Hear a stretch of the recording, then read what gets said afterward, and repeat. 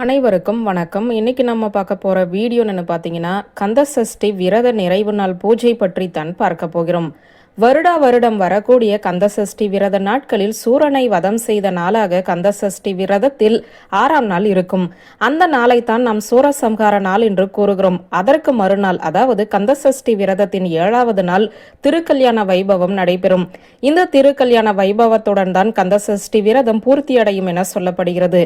அப்படி பூர்த்தி அடையக்கூடிய நாளில் நாம் செய்ய வேண்டிய பூஜை முறையை பற்றி தான் இந்த வீடியோவில் நாம் பார்க்க போகிறோம். கந்தசஷ்டி விரதம் தொடங்கிய முதல் நாளில் இருந்து விரதம் இருந்து சூரசம்ஹாரத்தை பார்த்து மறுநாள் திருக்கல்யாண தரிசனத்தையும் பார்த்துவிட்டு விரதத்தை விடுபவர்கள் பலர் இருக்கிறார்கள்.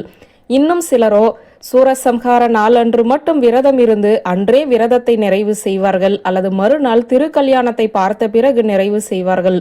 தங்களுடைய உடல் சூழ்நிலைக்கு ஏற்றவாறு ஒவ்வொருவரும் ஒவ்வொரு விதமாக விரதத்தை கடைபிடிப்பார்கள். விரதம் இருப்பது எந்த அளவிற்கு முக்கியமோ அதைவிட எந்த அளவிற்கு நாம் முழு மனதோடு முருகனை வழிபாடு செய்கிறோம் என்பது மிகவும் முக்கியமான ஒன்று. அந்த வகையில் முருகனின் அருளை பெறுவதற்கு நிறைவு நாள் பூஜை செய்யும் முறையை தான் இந்த வீடியோவில் பார்க்க போகிறோம். பொதுவாக அறுபடை வீடுகளை தவிர்த்து முருகன் கோவில் எங்கெல்லாம் இருக்கிறதோ அங்கெல்லாம் சூரசம்ஹார நிகழ்வு என்பது நடைபெறும். அதே போலத்தான் அதன் தொடர்ச்சியாக மறுநாள் திருக்கல்யாணமும் நடைபெறும். ஒவ்வொரு இடங்களிலுமே ஒவ்வொரு நேரத்தில் திருக்கல்யாணம் நடைபெறும் என்பதால் நிறைவு நாள் பூஜை செய்ய விரும்புபவர்கள் தங்கள் வீட்டிற்கு அருகில் இருக்கக்கூடிய முருகன் கோவிலுக்கு எப்போது திருக்கல்யாணம் என்பதை தெரிந்து கொண்டு அந்த நேரத்திற்கு சென்று திருக்கல்யாணத்தில் கலந்து கொள்ள வேண்டும். திருக்கல்யாணத்தில் கலந்து கொண்ட பிறகு வீடு திரும்பி வந்து பூஜை செய்து விரதத்தை பூர்த்தி செய்து கொள்ளலாம். அப்படி அருகில் முருகனின் கோவிலுக்கு செல்ல முடியாது என்பவர்களோ, எந்த நேரத்தில் திருக்கல்யாணம் நடைபெறும் என்பதை தெரியாது என்பவர்களோ இன்று அக்டோபர் 28ஆம் தேதி மாலை 6 மணிக்கு நிறைவு நாள் பூஜையை செய்து கொள்ளுங்கள்.